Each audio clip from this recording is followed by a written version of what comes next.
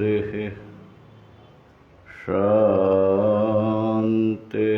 शान्तिः। शङ्करं शङ्कराचार्यं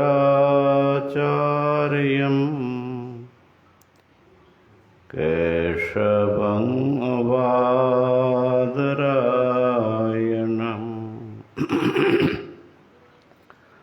सूत्रभाष्यकृतो वन्दे भगवन्तौ पुनः पुनः। ईश्वरो गुरुरात्मेति मूर्तिभेदविभागिने व्योमवद्व्याप्तदेहाय दक्षिणामूर्तये नमः। ॐ शान्तिः शान्तिः शान्तिः।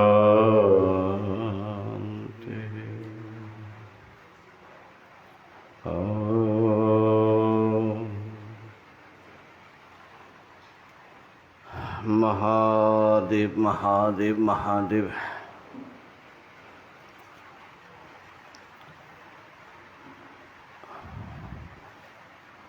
विवेक चूड़ामणि का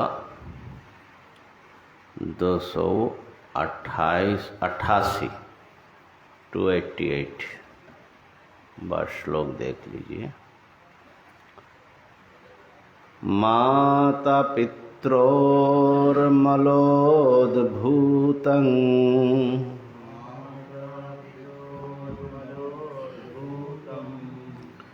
मलमांसमयं वपुः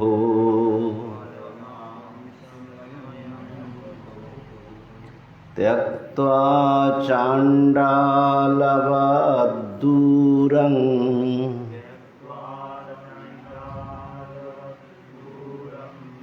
ब्रह्मे भूय कृति भव।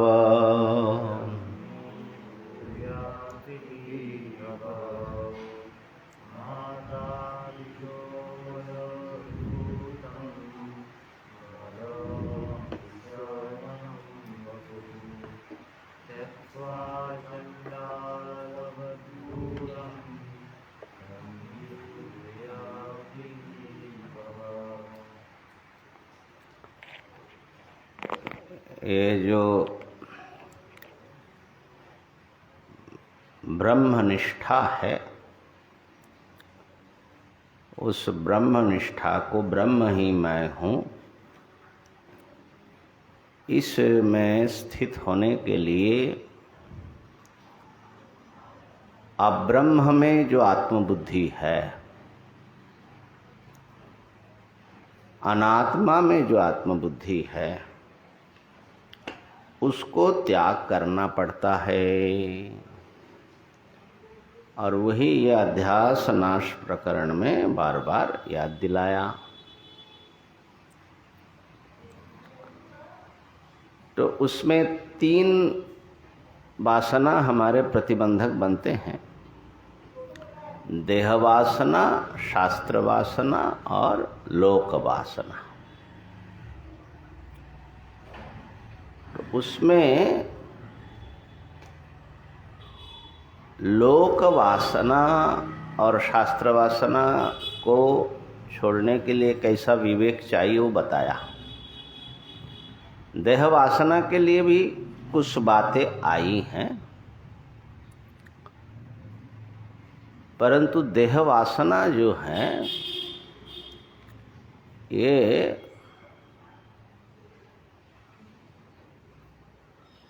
सब प्राणियों में स्वाभाविक रूप से विद्यमान है। खाली मनुष्य ही नहीं, सब में है। ये देह मैं हूँ या मेरा है, इस देह को कैसे सुख सुविधा में रखा जाए, इसकी रक्षा की चिंता, ये सब देह केंद्रित वासनाएं हैं। तो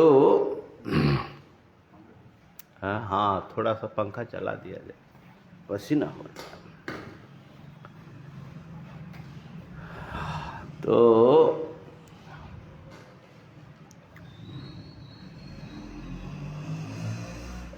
और देह में मैं मेरा बुद्धि जो है, इसको कम करो जैसे,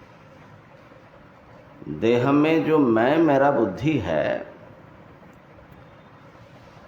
ये हमारे आत्मनिष्ठा के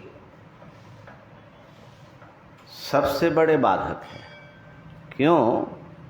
ये पंचकोश का जब आप काटना शुरू करेंगे, यहीं से काटना होगा। तो स्थूल देह जो है, ये हमें मजबूर करता रहता है। कई बार छोड़ना भी चाहे तो, माने छोड़ना माने शरीर छोड़ना नहीं, शरीर में अहंता ममता छोड़ने की बात। तो इसलिए इसमें आपको बहुत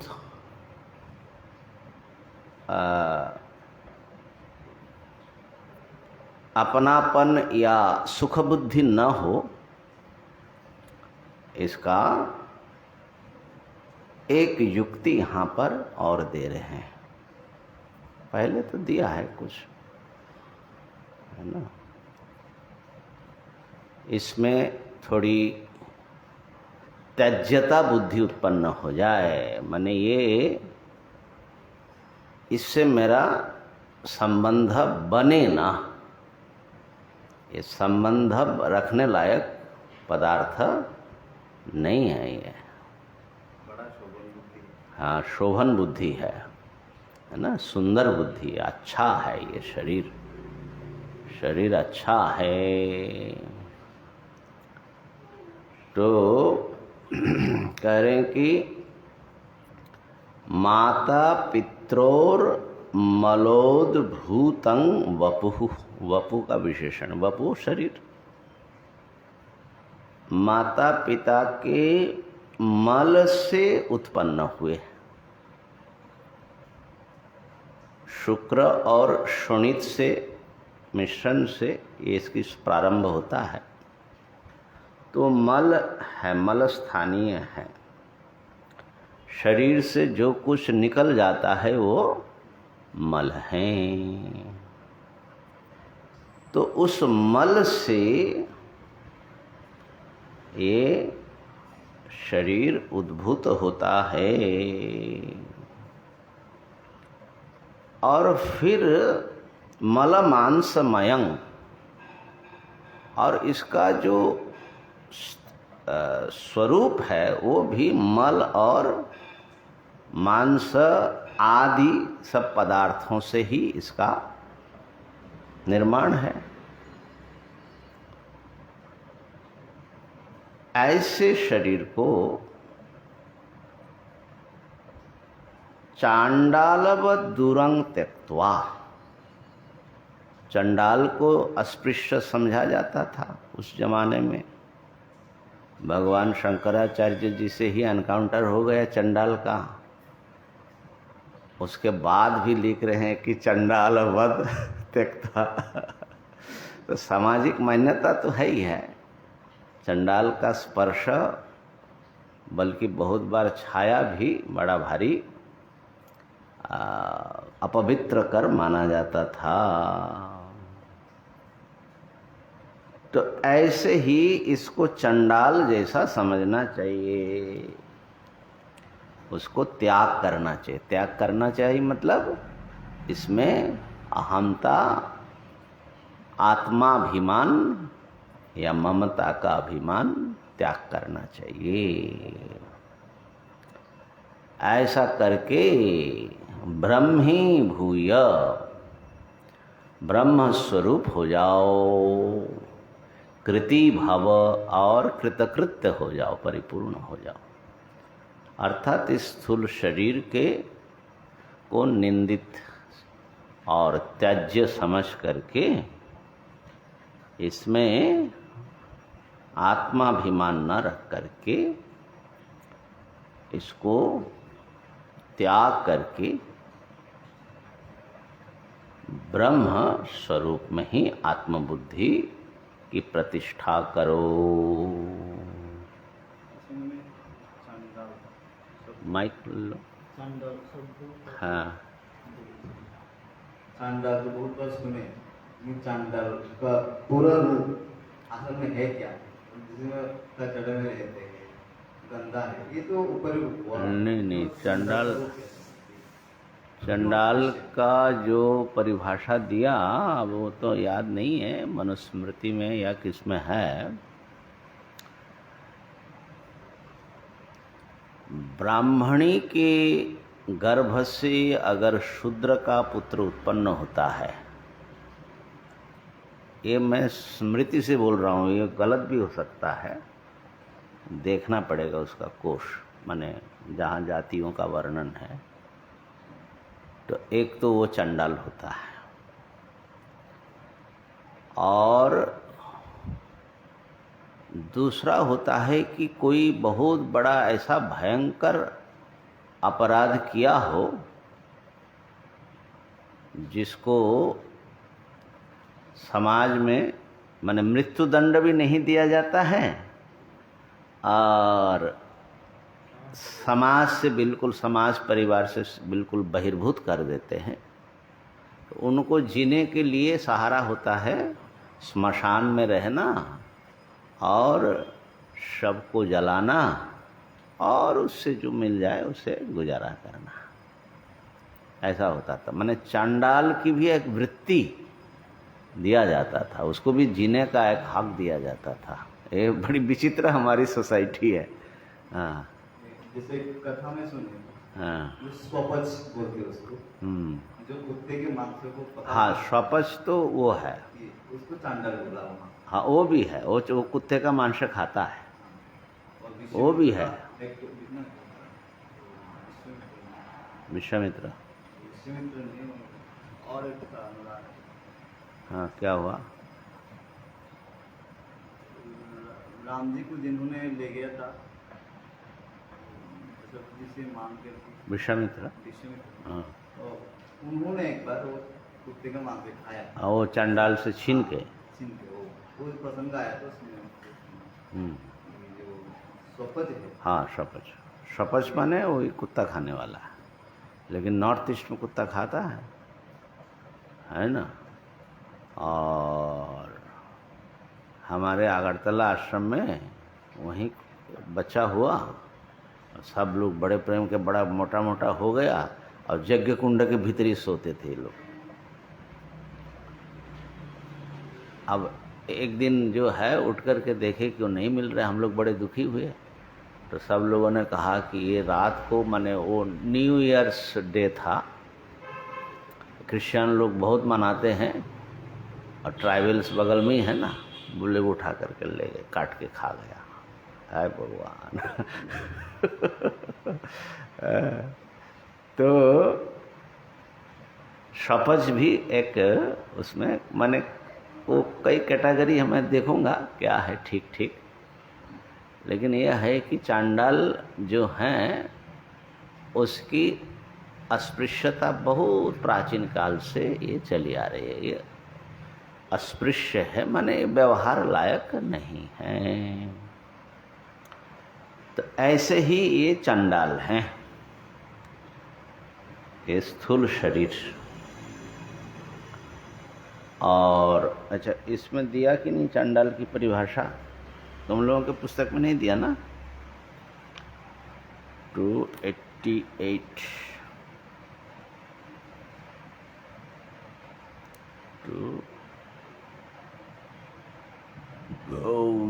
ना, दिया नहीं। तो इस प्रकार से इस शरीर में जो हमारी आसक्ति है, और यह आसक्ति दृढ़ प्रोथित है, तो उस आसक्ति को माने देह वासना को काटने के लिए ये विचार करना चाहिए कि ये कितना अपवित्र हैं, कितने अशुचि हैं, और खैर कष्ट तो देने ही वाला है। योग सूत्र में, योग शास्त्र में ये विचार आया ना कि हम लोगों को अशुचि में शुचिता की बुद्धि होती है। जो अपवित्र हैं और असुंदर हैं, उसको हम पवित्र, सुंदर, रमणीय, आकर्षणीय समझते हैं। तो इस देह के आकर्षण से, चाहे अपना हो चाहे दूसरे का हो, हम सब लोग बंधे होते हैं। तो उस आकर्षण को कैसे नष्ट किया जाए? तो बताया कि नष्ट करने के लिए इसकी यथार्थता को देखना पड़ता है। क्या सचमुच देह इतना ही सुंदर, खूबसूरत, पवित्र, सुख देने वाला है?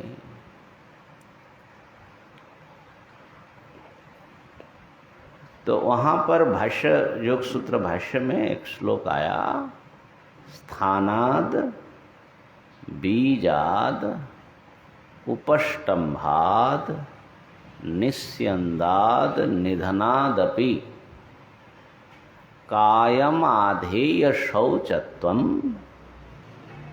पंडिता यशुचिं विदुहु। स्थानाद,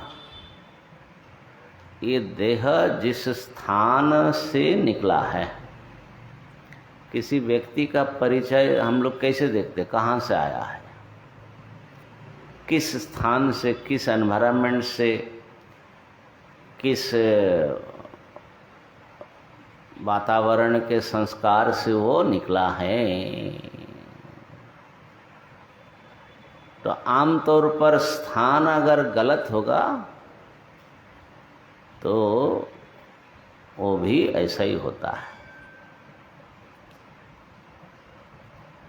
तो ये स्थान जो है कहाँ से निकला? माँ के पेट से। माँ का पेट क्या है? चमड़े की थैली है, और वो चमड़ा भी कच्चा चमड़ा, ऐसा नहीं कि मृग चर्म में आसन पर बैठ करके वो चमड़ा जो है कच्चा है, माने खून और बहुत कुछ से गीला चीज है। और महाराज फिर इधर जो है मलद्वार है, मलाशय जिसमें मल जमा होता है, उधर मूत्राशय, बीच में महाशय, टांग उल्टा, हाँ टांग उल्टा सर नीचे करके पड़ा हुआ है ना, ऊर्ध्वपद हेटमुंड। तो ये जो प्राणी है ये किस स्थान से आया है? अब जैसे जो वर्णाभिमानी ज़्यादा है, ब्राह्मणत्वाभिमानी, तो वो बार बार बोलते हैं ब्राह्मणस्य मुखमासित, भगवान के मुख से टपका है ना ब्राह्मण, मुख क्षत्रिय बाहों से। तो बोले भाई भगवान के मुख से तो आज तक कोई टपका नहीं है, सब तो माँ के पेट से ही और मूत्र द्वार से ही बाहर आता है, तो तुम कहाँ से मुख से टपके? अब ये प्रश्न करेंगे तो बड़ा गुस्सा हो जाता है। अरे भाई सारे प्राणी जो है मातृगर्भ से और योनि द्वार से बाहर आना पड़ता है उसको। वही सृष्टि प्रक्रिया है। तो इसलिए कोई आप मुख से नहीं टपका, मुख से भी टपके मान लो, अगर उल्टी हो जाए तो वो भी बहुत बड़ी चीज तो नहीं है। मुख भी तो कहा जाता है, इसका अर्थ तो स्वयं मुख भी होता है ना, ब्राह्मण और अग्नि जो है भगवान का मुख है। हाँ हाँ ठीक है, लेकिन आया कहाँ से? हमारा मुख्य प्रश्न स्थान, कौन से स्थान से आया?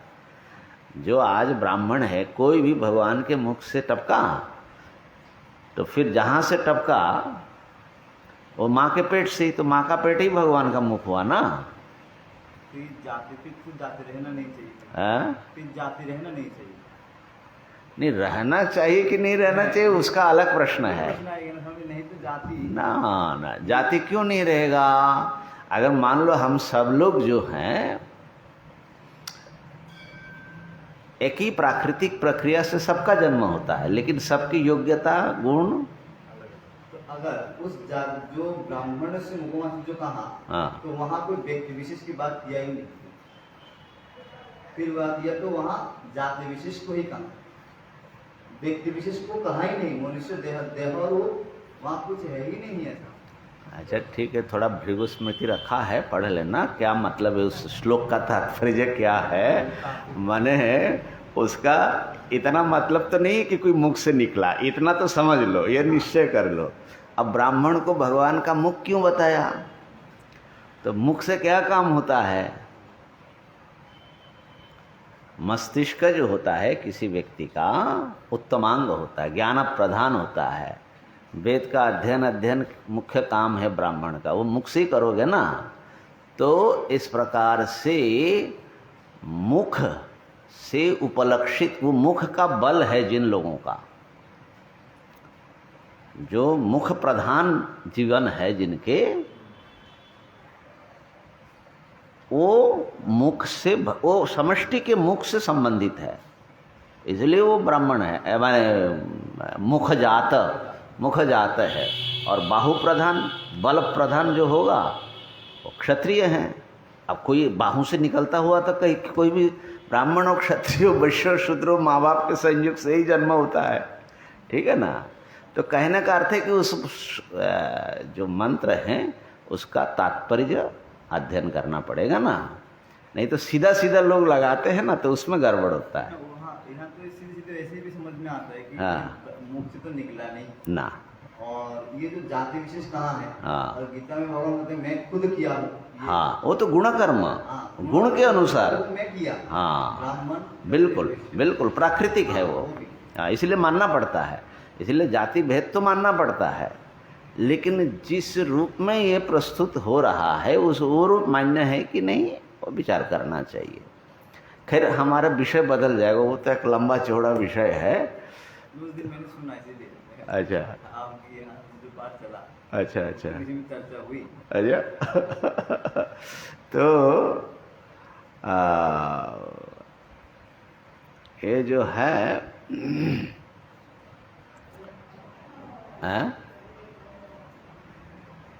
तो स्थान देखिए, ये जो शरीर है इसमें एक तो जात्याभिमान भी ब्रह्म ज्ञान के रास्ते में बहुत बड़ा रुकावट है, ठीक है ना। तो उसको तो अलग ढंग से वो करना है, लेकिन ये जो देह, जो वासना है देह में, जो अपने शरीर में जो एक श्रेष्ठता बुद्धि है, पूज्यता बुद्धि है, पवित्रता और सुंदरता और सुख बुद्धि है, इसको तोड़ना है।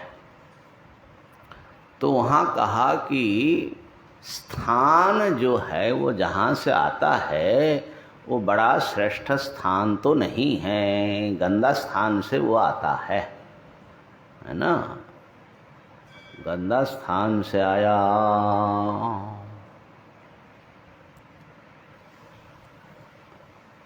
स्थानाद,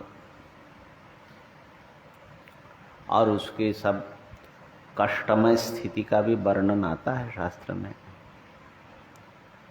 गर्भ में जो कष्ट होता है, एक गर्भोपनिषद है छोटा सा, बढ़िया है। भागवत में भी गर्भस्थ शिशु का, जंतु का वर्णन आता है और फिर कैसे भगवान से प्रार्थना करते हैं कि इसमें से मुझे निकालो। तो ये जो एक कर्म परंपरा से बार बार हम लोगों को जन्म लेना पड़ता है, और जरूरी नहीं कि हर बार कोई मानवीय माँ के गर्भ से ही जन्म लिया। आप कुत्ते के गर्भ में चला गया, कुतिया के गर्भ में, गाय हैं और क्या क्या, बकरी हैं, क्या है। तो ये तो बड़ा भारी महाराज ज्यादती हो गई, बार बार जाओ और वहीं से निकलो। माने एक बार किसी तरह निकल आए, बच गया, ऐसा नहीं है, बोले बार बार वहीं से निकलो। ये बड़ा विचित्र है भाई, है ना। हाथी की गर्भ में जाना है, 2.5 साल उधर ही पड़ा है। 2.5 साल बताओ, ये तो 9 महीने में फिर भी छुट्टी मिलती है। अभी सुबह नहीं बता रहे थे कौन माँ मर गई और बच्चा बच गया, और तो ऐसा कितने बार होता है, उल्टा भी होता है। तो खैर ये जो हैं, ये माता पिता के, ये तो स्थान हो गया, स्थानाद बीजाद। बीज जो हैं क्या है इसके, तो वही बीज बताया, माता पिता के मल से ये उद्भूत होता है। जैसे देखो तो कौन है, तो कई बार जो है गर्भस्राव भी होता है। भ्रूण भीतर था, फिर कोई जो है कारण निमित्त बना तो भीतर मर जाता है, या जिंदा ही वो स्रवित होकर के माँ के पेट से निकल जाता है, गर्भ जो है गिर जाता है। तो भीतर जो मल जैसा हो जाता है वही श्राप से निकलता है। तो इस प्रकार से इसका बीज ही, माने मान लो स्थान, कभी किसी कारण से स्थान गड़बड़ हो गया, बीज अगर सही है तो चीज तो अच्छी निकलेगी, है ना। आम के बीज से आम निकलेगा, करेला के बीज से करेला निकलेगा। अब बीज ही गंदा है तो क्या निकलेगा। तो इसका बीज भी सोचो, स्थान भी सोचो। उपष्टंभाद, और इसको खड़ा रखा किसने, किस किन चीजों से मने वो बना है। कई बार क्या होता है, बीज दूसरा होता है, फिर बनता तो और चीजों से है ना।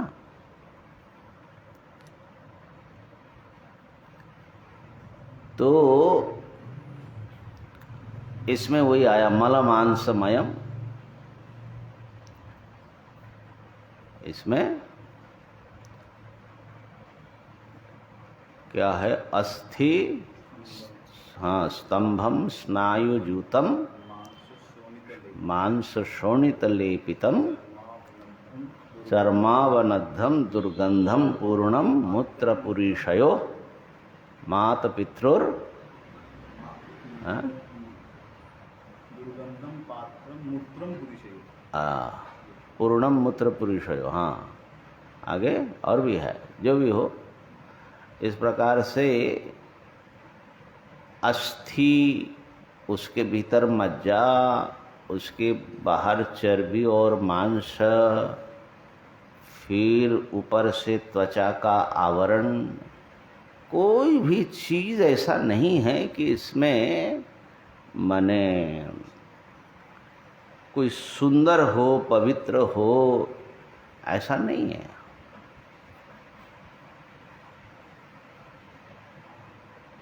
और जो प्रातः संस्कृतम अन्नम तच्च सायं विनश्यति, सुबह जो बनाया सायंकाल को सड़ जाता है, कितना बदबू मारता है ना।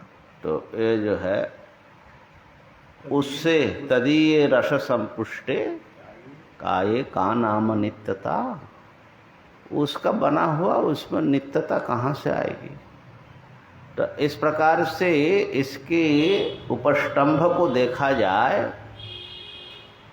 अब भीतर में देखो क्या क्या सब भरा है इसका, मलमांसमयम, है ना।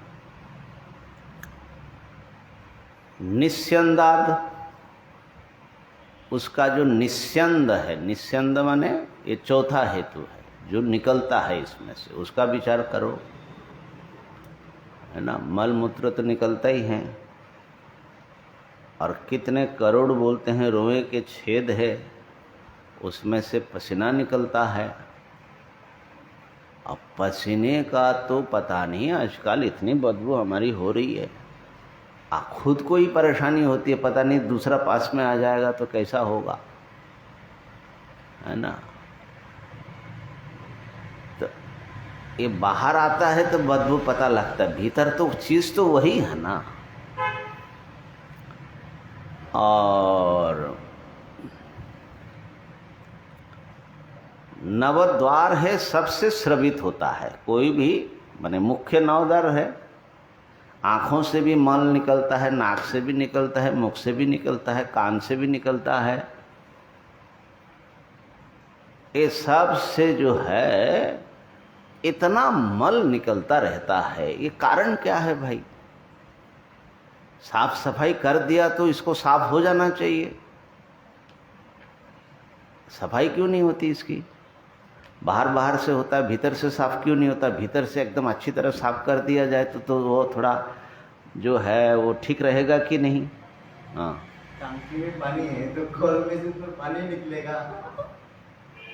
हाँ, लेकिन टंकी में दूध क्यों नहीं भर दे? जो भरा हुआ है वही निकल रहा है। नहीं, तुम कितना भी साफ करो, इसकी आदत है वो भीतर वही चीज बनाएगा, वो बनता ही रहता है। वो क्या चीज है देखिए, वही चीजें बनता जाएगा, हैं? वाह भाई, कमाल है। कोई अच्छा खूबसूरत चीज ये शरीर बनाता तो कितना अच्छा होता, लेकिन वही चीजें जो है इसका प्रोडक्शन निरंतर वही चीजें हैं, मल मूत्र पसीना आदि, बात पित्त कफ सब इसमें जो है भरा हुआ है। निस्यंदात, निस्यंद को देखने से भीतर और इसकी प्रकृति क्या है उसका पता लग जाता है। और महाराज निधनाद अपि, और अंततः इतना सब रक्षा प्रयास करने के बाद ये जब मर जाता है, निधनाद, इन हेतुओं से पंडितों ने, विवेकी पंडित माने यहाँ जो विचारवान है, देखते हैं, सूक्ष्म चीज़ों को देखते हैं, उन्होंने इसको अशुचि विदुः, ये अशुचि इसको ये लोग जानते हैं, अपवित्र हैं, वही चंडालवद अस्पृश्यम है। ये असल में चंडाल भी शायद इतना गंदा ना रहता होगा ना, जैसा इसका है। हाँ, तो फिर ये जो शौचाचार का विधान है, इसको शुद्ध करना, पवित्र करना, उसका कोई मतलब है कि नहीं?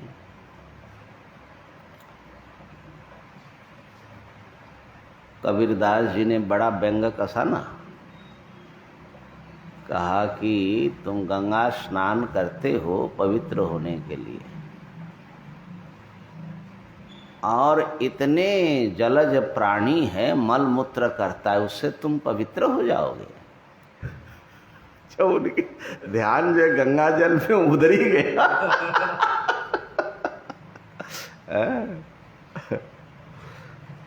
तो अब कबीर साहब तो कबीर साहब ही ठहरे, हम क्या कहें। लेकिन हमारे यहाँ शौचाचार का विधान है, फिर भी इतना अशुचि है, फिर भी इससे काम लेने के लिए काम चलाओ कुछ शुचिता की आवश्यकता होगी, स्नान की ज़रूरत होगी, साबुन लगाने की ज़रूरत होगी, साफ सफाई भीतरी और बाहरी स्वच्छता की ज़रूरत पड़ेगी। इसकी ज़रूरत है, शौचाचार की ज़रूरत है ना। अब मल मूत्र का त्याग किया, अब भारतीयों में तो अभी भी है मल त्याग के बाद थोड़ा जल से साफ सफाई करने का है। मूत्र त्याग में थोड़े सुसंस्कृत लोगों का ही है। अब तो खड़े खड़े मूत्र भी त्याग करते हैं और जल आदि का हाथ भी नहीं धोते, उसी हाथ से सब पकड़ पकड़ करके फिर मोबाइल पकड़ा और वही से भोजन भी करने लग जाए ऐसा तो स्थिति है। तो अब जब विदेशों की यात्रा की तो पता लगा कि मलत्याग के बाद भी पानी की जरूरत नहीं पड़ती है कागज से ही काम चल जाता है वहां। अब बताओ, कोई आकर के आपके पास बैठा है और भोजन में बैठा है, आपको संदेह हो गया कि उसने सामाई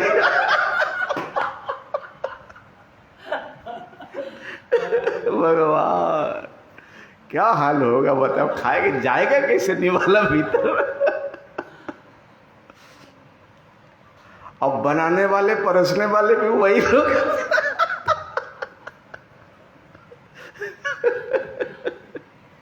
भगवान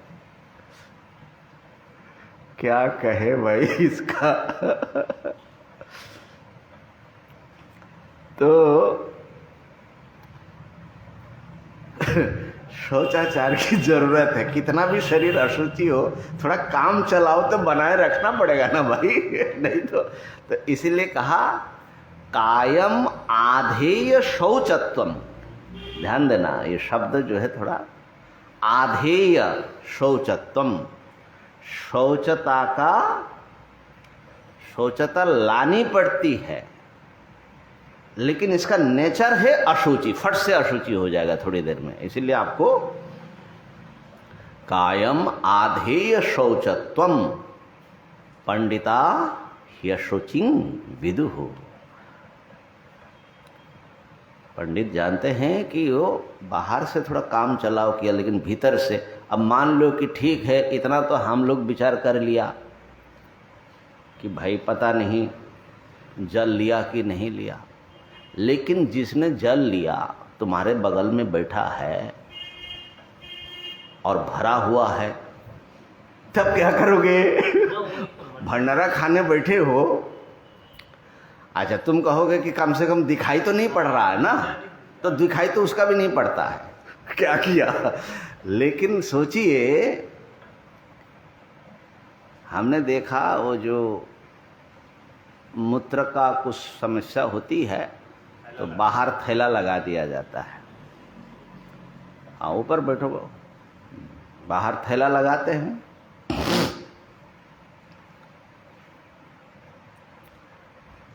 अच्छा, पहले जिनको लगाया वो एक दो दिन उनको थोड़ा सा माने गंदगी का वो रहता है, फिर वो उसको लेकर के घूमता घामता है। अरे भाई तुम तो घूम रहे हो, लेकिन देखने वाले की बने अब वही लेकर के अनिल दा चले आए अपने भोजन में बैठने के लिए। हमने कहा भाई भीतर भीतर जाओ जाओ, वहीं तुमको भोजन पहुंचाया जाएगा। अच्छा, उनको कुछ पता ही नहीं लगता है, माने पेशाब दिखाई भी पड़ रहा है थैली में, तो ट्रांसपेरेंट थैली होती है, अब उसको लेकर के घूम रहे हैं। ठीक है ना, किसी किसी का उसका भी करना पड़ता है, मल का भी। हाँ? अब आजकल जब से वो आ गया ये पैड हागीस, तो बच्चों का तो पहले माँ जैसा भी हो फट से साफ करती थी, अब वो उसके साथ ही है। अब बच्चे को प्यार भी करना है तो पहले ही डर लगता है कि भाई वो जो है वो भारी है कि कैसा है। तो सारा माने ये शौचाचार का कॉन्सेप्ट जो है ना, इसको क्या किया जाए। तो वो तो बाहर लटकना तो इसलिए कहा कि भाई जब तक भीतर है तब तक तो उसका स्पर्श बाहर से नहीं होता। वो काम चलाओ शुचिता है, बाहर आते ही है ना। अब जो मल भीतर है हम लोगों को कोई प्रॉब्लम नहीं है, कोई घृणा भी नहीं हो रही है। क्यों? क्योंकि हाँ, हम एक तो इंद्रियों से नहीं दिखाई पड़ता और ना विचार विवेक करते हैं। लेकिन जैसे ही शरीर से बाहर आएगा तो कितने बार हाथ धोते हैं और कितना सफाई करनी पड़ती है। तो विवेकी को समझना चाहिए कि इसके भीतर वही पड़ा है। तो अब जो है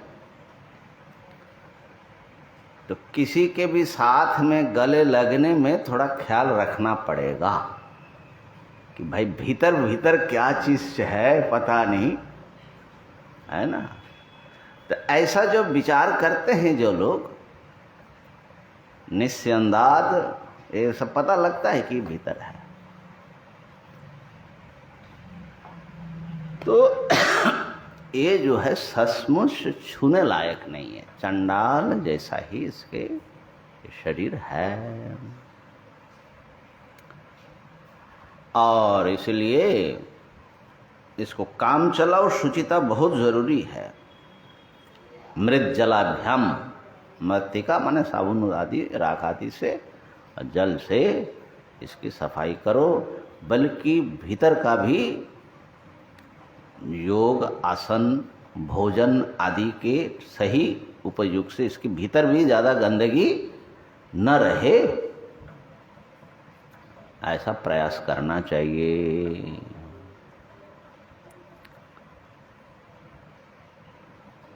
तो शौच आचरण करोगे तो धीरे धीरे इसकी प्रकृति ही गंदा है, इसका बीज गंदा है, इसका स्थान जहाँ से आया वो गंदा है, इसमें जो चीज़ें हैं वो गंदे हैं, गंदगी पैदा ही करते रहते हैं ये। हमारे एक स्वामी जी बोलते थे कि भाई कितना बढ़िया बढ़िया खाया, हलवा खाया, खीर खाया, क्या क्या खाया, सब बढ़िया बढ़िया चीज़ खाया, खा करके प्रोडक्शन क्या किया इसको बनाया क्या? सब अच्छे चीजों को गंदा चीज बना देना। तो इस प्रकार से शौचात स्वांग जुगुप्सा, ये मुख्य चीज यहाँ जो पॉइंट है, अपने इस अंग के प्रति एक घृणा, एक हेयता बुद्धि उत्पन्न हो, ये इसके साथ घर करने लायक नहीं है। अपने अंग जो व्यक्ति शौचाचारी है, इतना साफ सफाई रखता है, उसमें उसकी घृणा होगी तो दूसरे के शरीर के प्रति उसकी दृष्टि कैसी होगी? तो परैर असंसर्गः, वो दूसरों से दूर रहेंगे, ठीक है ना। ये तो शरीर का नेचर है, लेकिन हम लोग कैसा समझते हैं तो उसका विपरीत दृष्टि कैसी है, माने उसमें सुंदरता का कैसे हम लोगों को भ्रम होता है, उसका भी व्यास भाष्य में बड़ा सुंदर कवित्वपूर्ण वर्णन है। कमनीयेयं कन्या नवेव शशांक लेखा, चंद्रमा की कला जैसी देखो ये कन्या जो है कितना कमनीय है, नई चंद्रकला जैसा चमक रही, इतनी कांति है इनकी। मध्वामृत गुणावयवैर निर्मिता, उनके ऐसा लग रहा है कि सारा शरीर जो है शहद से, अमृत से, गुड़ से बना हुआ है, माने अंग अंग से शहद, अमृत जो है टपक रहा है। इतना आनंद से अमृत का बना हुआ। हाँ। और भी बहुत कुछ है वर्णन उसमें। अब कैसा कैसा बोले कि देखो ये शरीर को क्या बना दे रहा है, ये कवियों का जो है काम है। तो खैर ये जो है, मैंने इस शरीर में आसक्ति कम होना चाहिए, इसमें हेयता बुद्धि उत्पन्न होना चाहिए। और इसमें तो अब इसको छोड़ तो सकते नहीं आप, इसको छोड़ोगे कैसे? हाँ, इसमें अहंकार और ममकार, आत्माभिमान छोड़ना चाहिए, ये छोड़ दो। आत्मा तो भाई सच्चिदानंद स्वरूप है, ये जो है बिल्कुल विपरीत है, असत है, जड़ है, दुखमय मलमूत्र आदि से युक्त बपु है। ये तुम कैसे हो सकते हो? इस प्रकार से इसको दूर से ही छोड़कर ब्रह्मी भूय कृति भव, है ना। देहासक्ति को जिसने कम करने में सफलता पाई है वो जो है, अच्छा देहासक्ति का कम करने का मतलब ऐसा नहीं है कि तुम इसको बहुत कष्ट दे रहे हो और तरह तरह की, वो देहासक्ति को कम करना नहीं है, वो देहासक्ति को बढ़ाना ही होता है। देहासक्ति सचमुच इसमें हेयता बुद्धि हो, और हेयता बुद्धि कोई ऐसा कल्पना करने से नहीं, इसका विचार से उत्पन्न होता है, इसके हकीकत को देखने से उत्पन्न होता है। इस प्रकार से अपनी आत्मनिष्ठा बनाइए। अब ये कह रहे हैं कि आत्मनिष्ठा कैसा है, देखिए 289 देखो। घटाकाशं महाकाश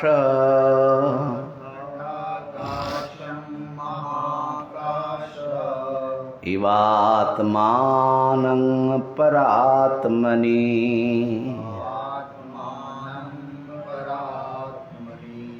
विलाप्याखण्डभावेन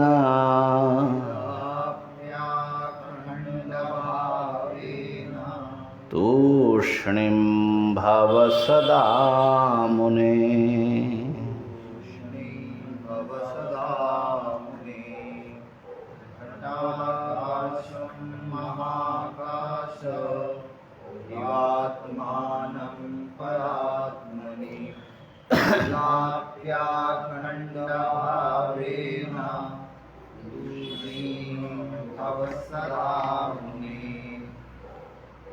शरीर को कष्ट देने से कैसे वो आसक्ति बढ़ता है? देह दृष्टि से शरीर को बहुत आदमी कष्ट दे देता, तपस्या करते हैं। अच्छा, कष्ट क्यों देते हैं? ये मेरा नहीं है। नहीं, ये मेरा है, तभी तुम दूसरे के शरीर को कष्ट क्यों नहीं देते हो? ये जब तुम्हारा ही नहीं है तो इससे इसको कष्ट देना या उसका खातिरदारी करना, ये दोनों, हाँ हाँ, दोनों ही आसक्तिपूर्ण है।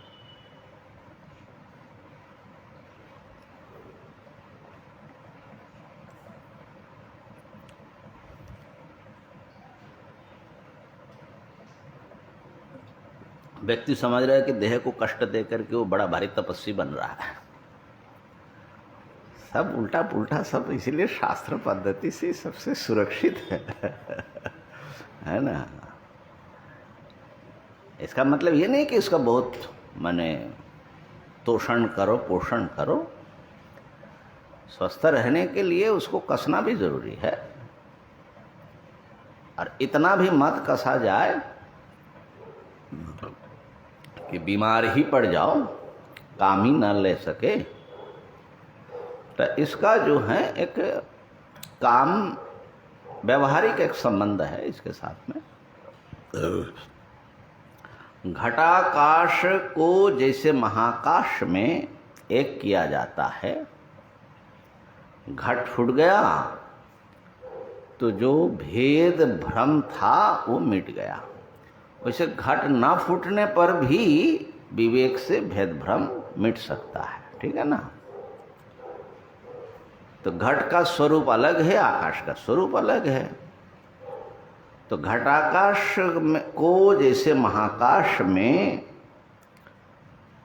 विलीन किया जाता है, एक किया जाता है, ऐसे ही आत्मा को, माने जिसको आप आत्मा समझ रहे हैं कि ये मैं हूं, उसको परात्मनि, परम जो आत्मा है, जो सबकी आत्मा है,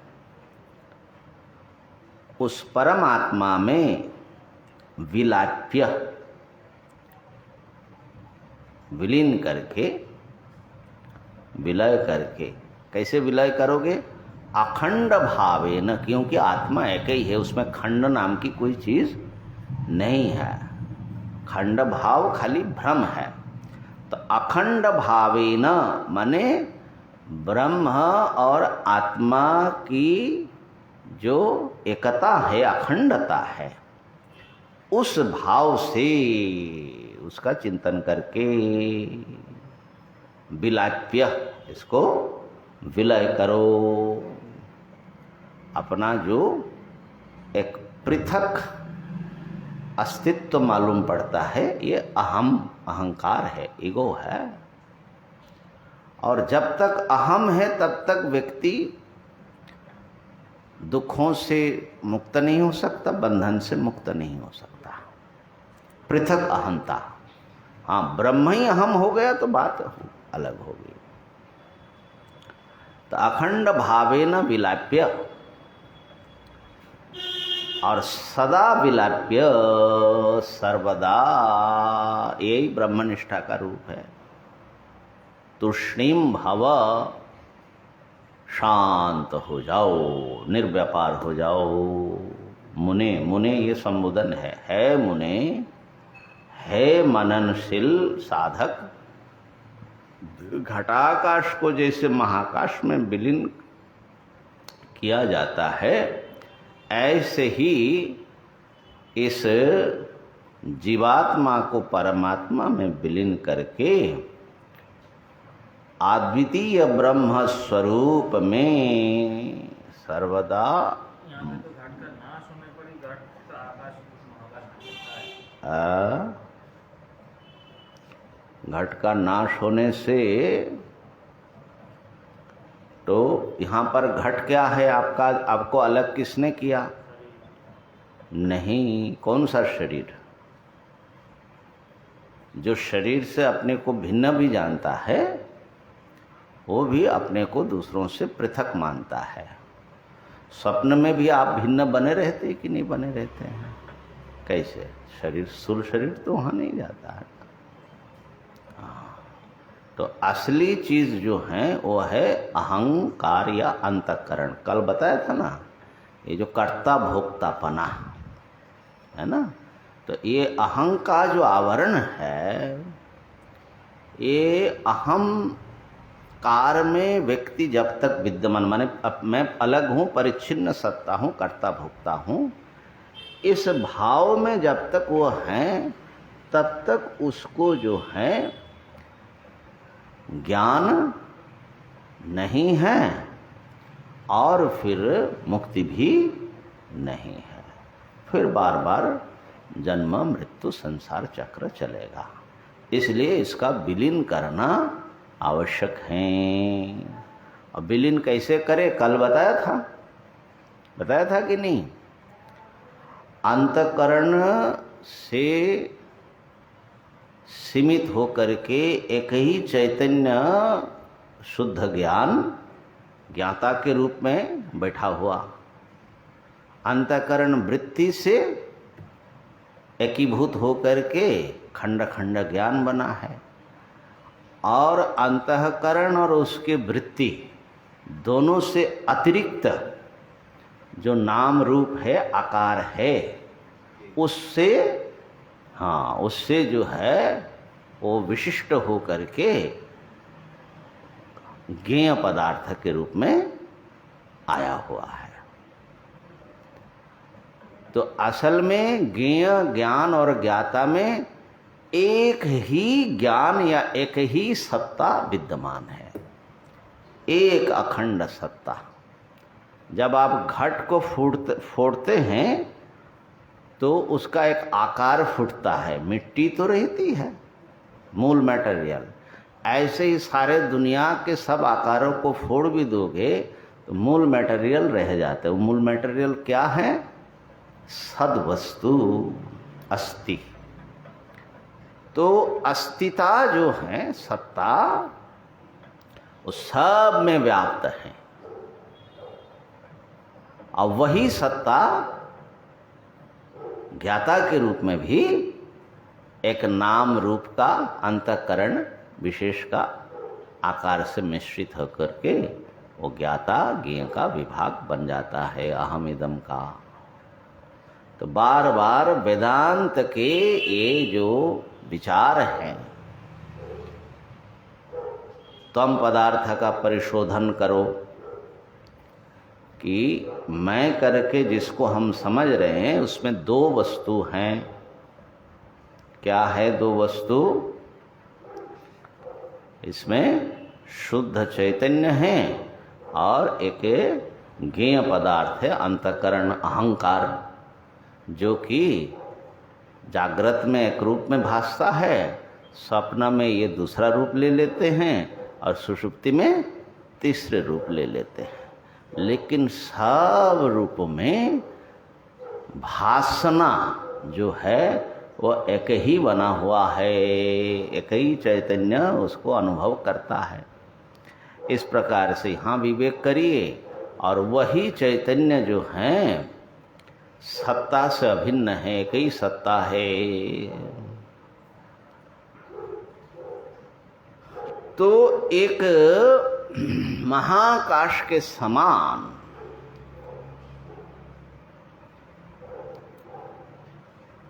आपका स्वरूप है। महाकाश का जैसे और छोर नहीं है, कोई सीमा नहीं है, लेकिन वो महाकाश जैसे घड़े के भीतर से दिखाई पड़ने पर छोटा मालूम पड़ता है, घटाकाश। ऐसे ही आपका जो व्यापक अनंत स्वरूप है वो अंतःकरण के भीतर से झांकने से एक व्यक्ति चैतन्य के रूप में भासता है। आप कितने बड़े हैं?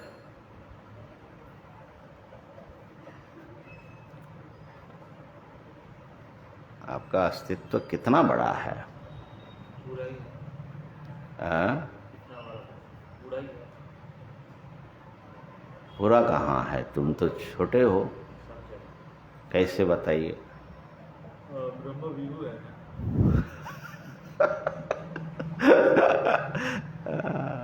तुम कहाँ? तो हाँ, तो आप कहाँ पर हो? सब जगह कहाँ? शरीर के भीतर तो हो ना? शरीर बोल के अलग कोई चीज है ही नहीं। नहीं भाई, है तो सही। फिर समझ तुम नहीं रहा ना, फिर तुम नहीं रहा। तो ये जो हम लोग अपने को जब सोचना शुरू करते ना, तब मैं करके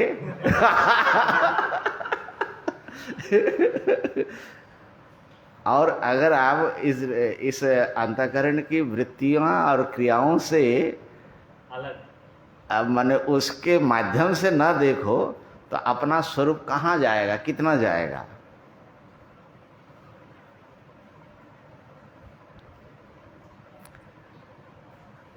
अभी सोचने का भी बड़ा विचित्र ढर्रा है। देखिए हमारा अब ये सबको पता लग रहा है कि भाई ये मैं हूं, है ना, शरीर परिच्छिन्न। तो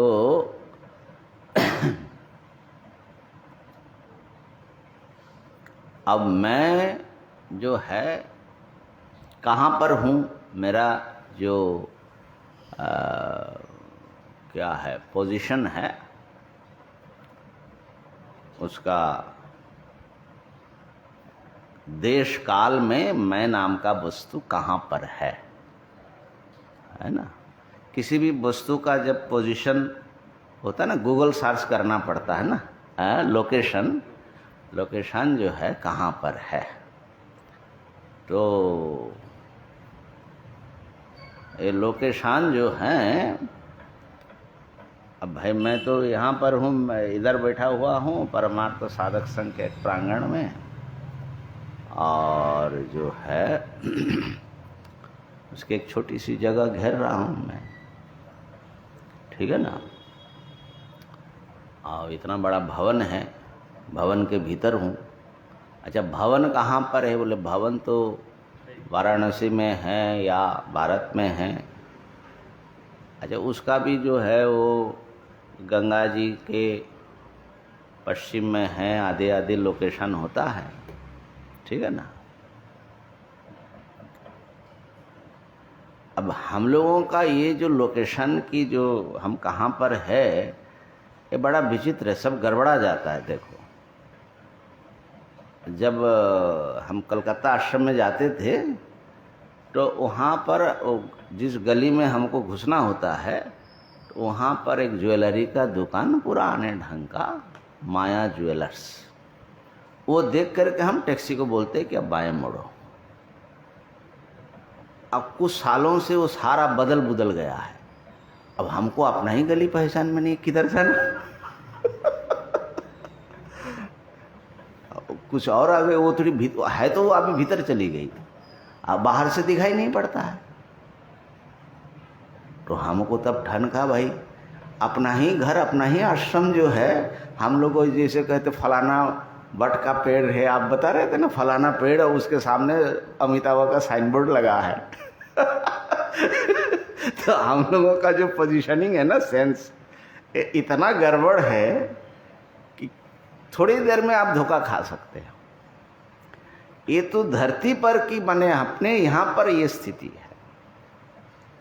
अब ये धरती कहाँ पर है, उसका पोजीशनिंग कहाँ है,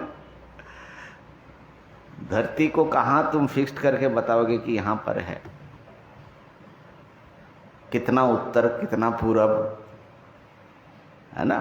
फ्लाइट के लिए तो करते हैं कि ऐसा ऐसा, लेकिन धरती कहाँ पर है वो कैसे बताओगे।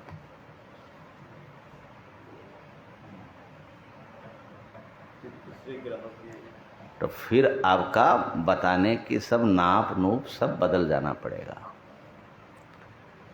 फिर धरती का पोजीशनिंग सोलर माने सूरज से उसका कितनी दूरी, किस कक्षा में घूम रहे हैं, आदि आदि लेकर के उसका पोजीशनिंग बताना पड़ेगा। और सूरज कहाँ पर है, अरबों खरबों सूरज है, अब हमारा सूरज कहाँ है, बड़ी मुसीबत भाई। तो ये जो देश काल का कॉन्सेप्ट है, अच्छा देखिए देश कितना बड़ा है। ये तो शुक्र है कि भगवान ने हमारे दिमाग छोटा बनाया, इसीलिए हमको जो है अपना घोंसला पहचान में आता है।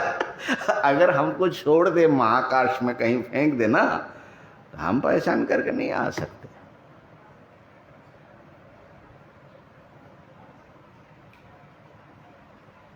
तो देश भी अनंत हैं, काल भी अनंत हैं, उसमें से कुछ जो है रास्ता बना करके काट-कूट करके एक नाप बना करके यहाँ पर भाई ये मेरा एड्रेस हो गया, परमार्थ साधक संघ छोटी गई। तो अब दूसरा रास्ता निकाला हमारे गुरुओं ने, जो संकल्प कराते हैं ना, तो संकल्प में क्या बोलते हैं कि अनंत कोटि ब्रह्मांडांतर्गत फलाना फलाना ठिकाना ठिकाना, फिर पृथ्वी में यहाँ पर जो है हम है, अब गंगाया हा पश्चिम दिग्भागे फलानाया फलाना, ऐसा करके एक पोजीशनिंग बनाते हैं। और फिर काल का भी, काल कौन सा होगा, तो आखिर जो है ब्रह्मा जी की इतनी लंबी आयु है, काल तो चल रही है महाराज, तो हमारे ब्रह्मा जी का जो है उसमें कितना गया, माने द्वितीय परार्ध, माने 50 साल बीत करके दूसरा आधा 50 साल उनका शुरू हुआ, उसमें जो है उनके पहला दिन है ब्रह्मणो अन्ही, उनका पहले दिन में कितना युग बीत गया, अष्टाविंशति तमे और उसमें भी कली प्रथम चरणे बौद्धावतार। हाँ, अब अवतार नाम ले लिया कि रास्ता मिल गया भाई। अब बुद्ध को भी भगवान भी बीत गए, 2,500 साल हो रहा है। हाँ, तब जा करके अब एक काल मिला। अब ये सब न हो तो काल की चिंता करो, इसका स्थानांक अगर हटा दिया जाए तो और छोर नहीं है, ये समुद्र छूटा पड़ेगा काल समुद्र के सामने, वहां पर हम है। ये एक मैं हूं जो अनंत विस्तृत देश का एक, माने पॉइंटिंग भी मैप में नहीं कर सकते, वहां पर अनंत विस्तृत काल का एक बिंदु पर मैं नाम का वस्तु है। कहीं ऐसा तो नहीं कि मैं का भी ऐसा ही कुछ हो रहा है, अनंत विस्तृत मैं का ऐसा सब देश काल नाम रूप से घेर घूर करके किसी तरह व्यवहार योग्य बना रहे कि अनंत देश अनंत काल तो व्यवहार हो नहीं सकता है ना। व्यवहार करने के लिए तो छोटा बनाना पड़ेगा कि नहीं। तो कहीं ऐसा तो नहीं है कि हमारी जो है सत्ता, जो देश काल से हम उसको डिफाइन कर रहे हैं, इसलिए डिफाइन करना पड़ता है। कहीं ये तो वैसा ही तो नहीं है, देश काल जैसा ही अनंत तो नहीं है। ये भी आत्मास्तित्व कैसे माना जाए, कैसे समझा जाए। तो अच्छा ये बताओ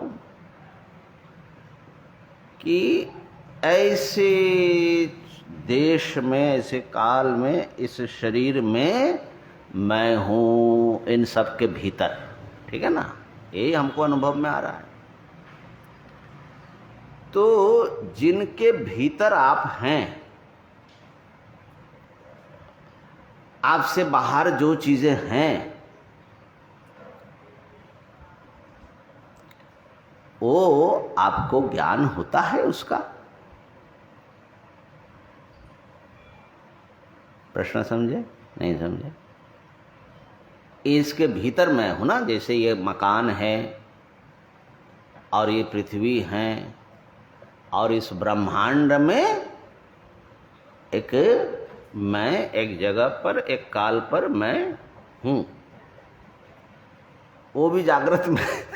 अभी इसमें भी समस्या, भी जागृत मान करके चल रहे हैं।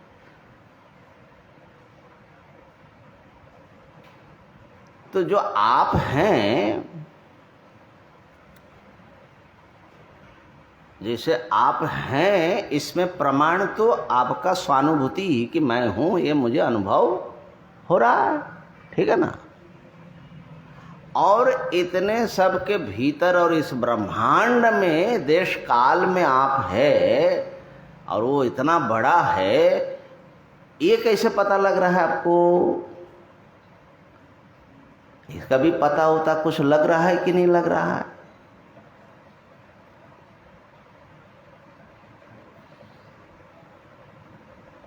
माने जैसे अपनी सत्ता देश काल से सीमित है, पता लग रहा है, तो देश काल इतना बड़ा है, ये जो अभी हम लोगों ने विचार किया, इसका कुछ अनुभव हो रहा है कि नहीं हो रहा है?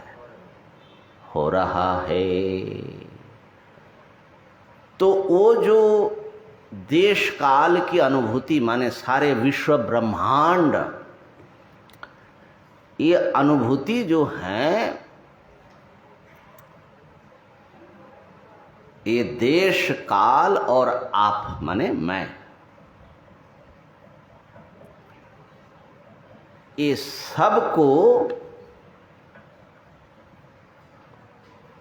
देश काल और इसके भीतर इतने घेरे में इस संबंध से ये मैं हूं, ये सब कौन बता रहा है?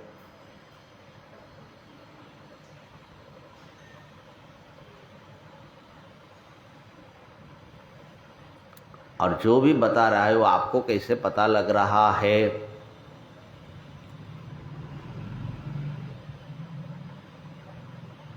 उधर अनंत को भी बता, इधर अपनी माने सीमित माने असीमितता भी, और ये सीमितपना सबको बता। है ना। और जो पता नहीं लग रहा है, जितना पता लग रहा है, पता न लगने का भी पता बता रहा है। ज्ञात अज्ञात,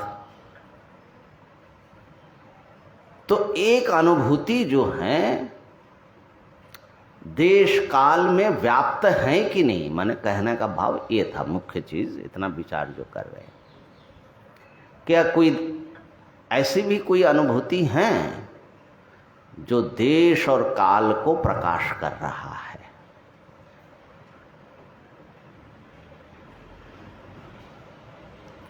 अगर अनुभूति से बाहर होगा तो देश काल का भी पता नहीं लग सकता। अनुभूति से बाहर कोई भी होगा तो अनुभव से वो प्रकाशित नहीं होगा और वो स्वतः प्रकाशित नहीं हो सकता। तो देश काल में आप, ब्रह्मांड, ईश्वर, ये सब जो हैं पता नहीं कैसे इन सब का भान हो रहा है। ठीक है। तो वो अनुभूति जो है एक वैयक्तिक अंतःकरण के माध्यम से छोटा बना हुआ है।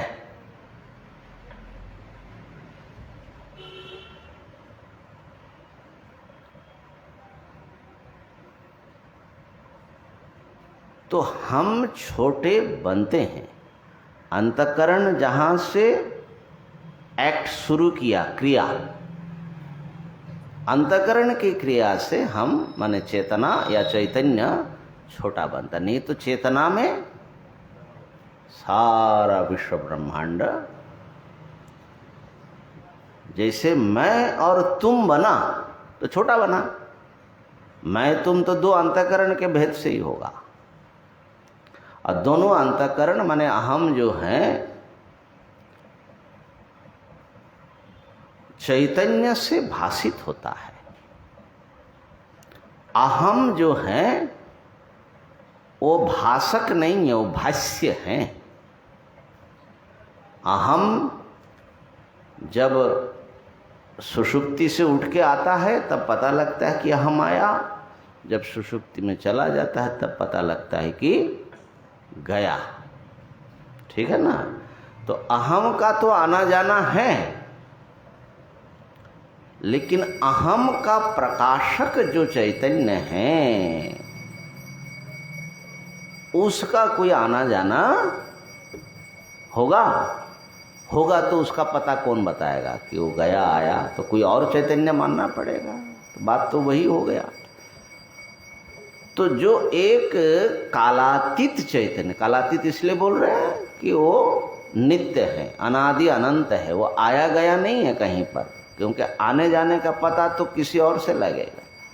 तो एक कालातीत देशातीत चैतन्य में काल देश में हम आप सब भास रहे हैं, उसका आविष्कार करना जो है वो आपका स्वरूप है। वो कालातीत चैतन्य कोई और दूसरा नहीं, आप ही है। वही चैतन्य एक विशेष अंतःकरण के माध्यम से प्रकट होता है, तो फलाना व्यक्ति कहलाता है। तो वेदांती जब बोलते हैं कि आत्मा ही ब्रह्म है, तो ये घटाकाश को महाकाश बताना है। असल में महाकाश अज्ञान या घट की उपाधि के कारण घटाकाश बना है ऐसा मालूम पड़ता है। तो घट अलग, उसका आकाश अलग, और वो आकाश छोटा नहीं बड़ा है। ऐसे और इस अहंकार का प्रत्येक क्षण क्षण इसकी जो क्रिया है ना, इस अहम को कभी ज्ञान होता है, कभी नहीं होता है। अहंकार का जो ज्ञान है वो उत्पन्न विनाशील है, क्योंकि वृत्ति से जुड़ा हुआ है। लेकिन अहंकार के प्रतिक्षण इसका ज्ञान अज्ञान, इसका होना न होना, ये जो है एक नित्य दृष्टि से, एक जो है नित्य निरंतर इसके भीतर बाहर रह करके इसको देख रहा है, और वही असल में हमारे सबका स्वरूप है। तो अपने जैसे असल में बुद्धि का या अंतःकरण का काम है वो काटना, माया का भी काम होता है। माया शब्द जो होता है ना, मान जो है वो मापने अर्थ में होता है, मापा जाता है। माँ जो है माने, ठीक है ना, माप उसी से बनता है। मान, प्रमाण, रकार आ गया तो न हो गया, ये सब जो है वही माँ धातु है। तो माया जो है वो भी एक मापक, मापता है। अब मापना क्या काम होता है, मापना क्या चीज होती है, किससे मापोगे, किसको मापोगे? कोई बड़ी चीज को छोटा बनाना। अब जैसे ढेर गेहूं पड़ा हो, आपको 2 किलो 10 किलो देना हो तो नापना पड़ेगा। तो ये मापने का काम करता है ये माया, और ये अंतःकरण आपका मापता है। अर्थात जो अनंत चैतन्य है उसको एक घेरे में डाल के ये तुम हो, लो ये लो। तो अब हमको जो है हमारी अपनी आत्मा दे दिया, बोलो ये भाई तुम्हारी आत्मा है, ये तुम्हारी आत्मा है, ये तुम्हारी आत्मा है। अब व्यवहार चलेगा। तो अंतःकरण जो है वो मापता है। जैसे कैंची से काटते हैं ना, दर्जी कपड़ा काट के वो बनाता है, तो कैंची जैसे काट देता है, ऐसे ही ये सारे विशेषण या उपाधि या अंतःकरण ये सब काटने का काम करता है। तो काट के ऐसा लग रहा है कि मैं देश काल के भीतर, शरीर के भीतर, वस्तु के भीतर एक सत्ता हूं, और जबकि देश काल वस्तु मेरे भीतर है। तो अज्ञान दृष्टि से, प्राकृत दृष्टि से मैं देश काल वस्तु परिच्छेद से युक्त हूँ, और सुखी दुखी आदि जो भी है ऐसा हूँ। लेकिन जब ज्ञान दृष्टि होगी तो पता लगेगा कि सब कुछ जो है तथाकथित ज्ञाता ज्ञान देश काल, ये सब जो हैं एक अद्वितीय अनुभूति स्वरूप माने चैतन्य में ये भासता है तो वही मात्र हैं। तो इस प्रकार से घटाकाश को जैसे महाकाश में विलीन किया जाता है, ऐसे ही आत्मा को परमात्मा में, अर्थात दोनों का अखंड भाव, आत्मा की सीमा को काटो, दूसरा बनने ना दो, उस अनंत से नीचे मत आओ। ऐसा काट के अपना जीवन कृतार्थ कर लो और हमेशा के लिए शांत हो जाओ। ओम पूर्णमदः पूर्णमिदं पूर्णात् पूर्णमुदच्यते पूर्णस्य पूर्णमादाय पूर्णमेवावशिष्यते। ओम शांति शांति शांति। शंकरं शंकराचार्यं केशवं बादरायणं सूत्रभाष्यकृतौ वन्दे भगवन्तौ ईश्वरो गुरुरात्मेति मूर्तिभेद व्योमवद्व्याप्तदेहाय दक्षिणामूर्तये नमः। ओम शांति शांति शांति। ओम ब्रह्मार्पणमस्तु। बांग्ला में थोड़ा क्या दिया? हे विचारशील साधक, ঘট মধ্যস্থ আকাশ অর্থাৎ ঘট ভেঙে গেলে যেভাবে মহাকাশে বিলীন হয়ে যায় সেভাবে পরমাত্মায় জীবাত্মাকে লয় করে परमात्मा ते, হ্যাঁ परमात्मा ते। সেভাবে পরমাত্মায় हाँ জীবাত্মাকে লয় করে अरे इसको बंद नहीं किया। हाँ